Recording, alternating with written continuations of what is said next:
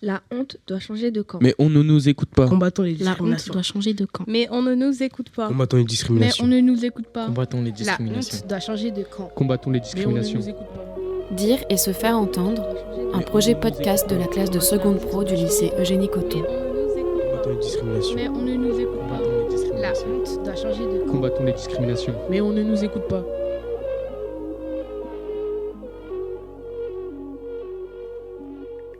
Les réseaux sociaux.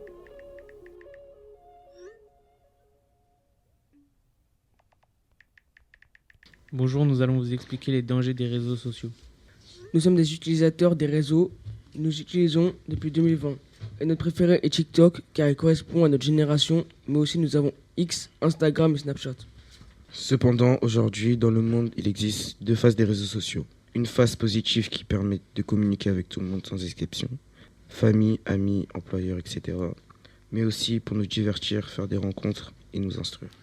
Par exemple, pendant la pandémie mondiale, nous avons pu, grâce à eux, nous divertir ou recevoir des informations importantes. TikTok peut aussi permettre de créer des cagnottes pour aider des personnes en situation de précarité. Mais l'autre face est négative, certaines personnes en profitent. Mais en quoi les réseaux sociaux peuvent-ils être négatifs ? Il y a plusieurs raisons, nous allons parler de certaines d'entre elles. Tout d'abord, nous allons parler du harcèlement, plus particulièrement du cyberharcèlement. Il est très nocif sur les réseaux car les victimes n'ont pas toujours la force mentale pour supporter l'acharnement qu'elles subissent. Certaines victimes sombrent dans la solitude, l'alcool ou la drogue ou finissent même par se suicider. Certaines personnes ont aussi un mental trop faible et sont influençables et elles peuvent croire les fake news et cela peut mettre en danger les gens. Nous pensons aussi que les réseaux sociaux ne devraient pas vendre les certifications à n'importe qui. Sur certains réseaux, on peut acheter une certification à une vingtaine d'euros et cela peut servir à arnaquer les plus jeunes qui pensent faire confiance à un compte officiel. D'après nous, il faut limiter l'accès aux réseaux sociaux et modérer leur contenu. Il ne faut pas les supprimer car une vie sans réseaux sociaux sera ennuyante. Mais il faut mettre en place des restrictions. Par exemple, durcir les contrôles car des personnes continuent d'harceler, mettre en place une cellule spéciale car les numéros de psychologues mis à disposition ne suffisent pas.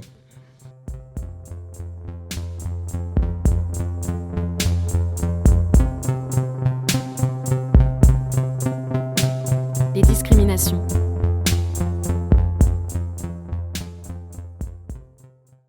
Les discriminations sont présentes partout dans le monde. La discrimination désigne le traitement injuste ou inégal d'une personne ou d'un groupe de personnes en raison de caractéristiques spécifiques telles que leur origine, leur sexe, leur âge, leur orientation sexuelle, leur religion, leur handicap ou toute autre différence perçue. Le phénomène repose souvent sur des stéréotypes, des préjugés ou des jugements hâtifs qui mènent à des inégalités sociales et économiques.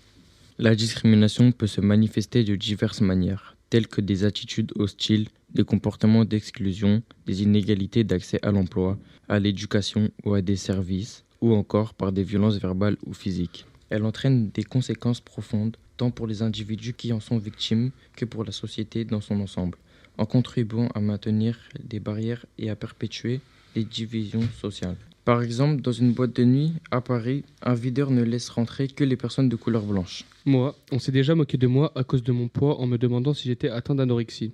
Mais l'inverse existe aussi. On s'est moqué de moi quand j'étais plus jeune parce que j'étais gros. D'autres personnes aussi, qui n'ont pas les moyens, mettent toutes leurs économies dans leurs affaires pour ressembler à une classe sociale plus riche par rapport à la vie des gens. Combattre la discrimination implique de promouvoir l'égalité des chances et de remettre en question les préjugés afin de favoriser un environnement plus inclusif et respectueux de la diversité. Combattons les discriminations. Combattons les discriminations. Combattons les discriminations. Combattons les discriminations.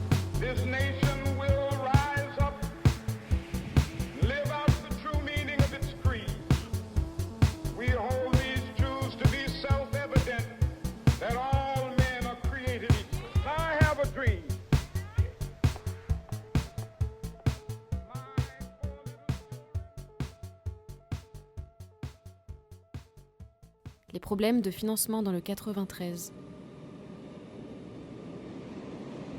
Chers habitants du 93, nous vivons tous dans le 93. L'avantage, c'est que c'est proche de Paris. Mais il y a aussi des points négatifs, comme le manque d'argent. Pour la plupart, nous aimerons vivre ailleurs plus tard dans un pays différent, plus chaud, avec une bonne ambiance, en Thaïlande ou en Guadeloupe, ou alors en France, mais dans le sud, ou dans Paris, car il y a là-bas beaucoup de place pour la culture, la mode et la musique. Dans un endroit comme le 93, le manque d'argent peut être une réalité difficile pour des citoyens. Voyons ensemble comment cette situation peut influencer la vie quotidienne des habitants de ce département. Le manque d'argent dans le 93 provoque plusieurs problèmes. Par exemple, les problèmes de transport, ils sont souvent en retard, ils ne fonctionnent pas bien. D'ailleurs, il n'y en a vraiment pas assez. C'est aussi un département pollué et sale. En effet, le manque d'argent se traduit par un manque d'entretien dans les lycées et dans les rues. De plus, il manque des logements pour les personnes dans le besoin alors qu'il y a beaucoup de monde à la rue. Le milieu scolaire est évidemment touché lui aussi. Les enseignants sont mal payés et les projets des élèves sont rémunérés en retard. Il n'y a pas assez d'argent pour que nous fassions des projets avec nos classes comme des voyages. On aimerait pouvoir faire plus de voyages et de sorties, visiter des musées. On aimerait aussi avoir des bus scolaires. Le service Maison Jeunesse pourrait, s'il avait les moyens, proposer plus de sorties, car depuis l'inflation, il propose de moins en moins de choses. Il est clair que le département du 93 a des difficultés économiques et est en manque d'argent, ce qui souligne la nécessité du financement du gouvernement. Mais on ne nous écoute pas. Nous, lycéens, on ne sait pas quoi faire pour alerter.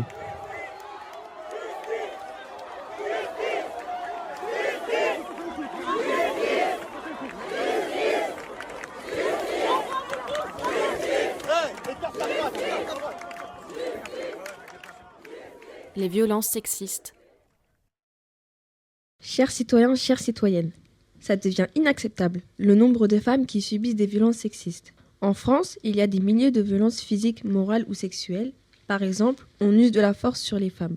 On leur fait des remarques. On subit des remarques sur nos vêtements, mais aussi on nous critique en sport. Nous n'avons pas les mêmes libertés que nos frères.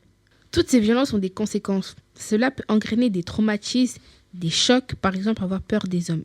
Un jour, un homme a tripoté une amie dans le bus et depuis, elle fait attention à s'asseoir sur les places seule. Ou encore, une cousine ne prend plus l'ascenseur par peur de se retrouver coincée dedans avec son voisin qui l'a déjà agressée. Dernièrement, nous avons entendu parler du procès concernant les viols subis par Gisèle Peïco. On espère que cela fera changer les choses et fera bouger les consciences, car le comportement des hommes doit changer. La honte doit changer de camp. La honte doit changer de camp.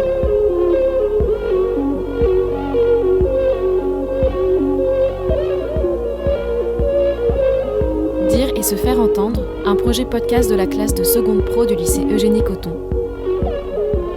Ce projet a été mené par la compagnie Le Fil de la Plume, avec Lara Antons à la direction artistique, Samuel Léon Echapas à la création musicale, Jeanne Fréret au montage et Mathilde Flamand à la coordination et à l'organisation du projet.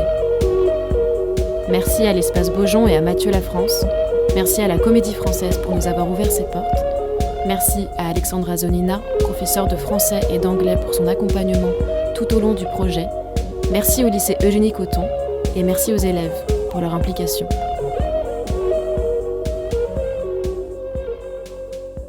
Illusion, babe, tu veux diversion, mais y a trop de mensonges, y a la tentation, chef. Je les note maison, moi, avec des enfants et mes rêves s'en vont là. Je t'avoue, j'ai le mort là.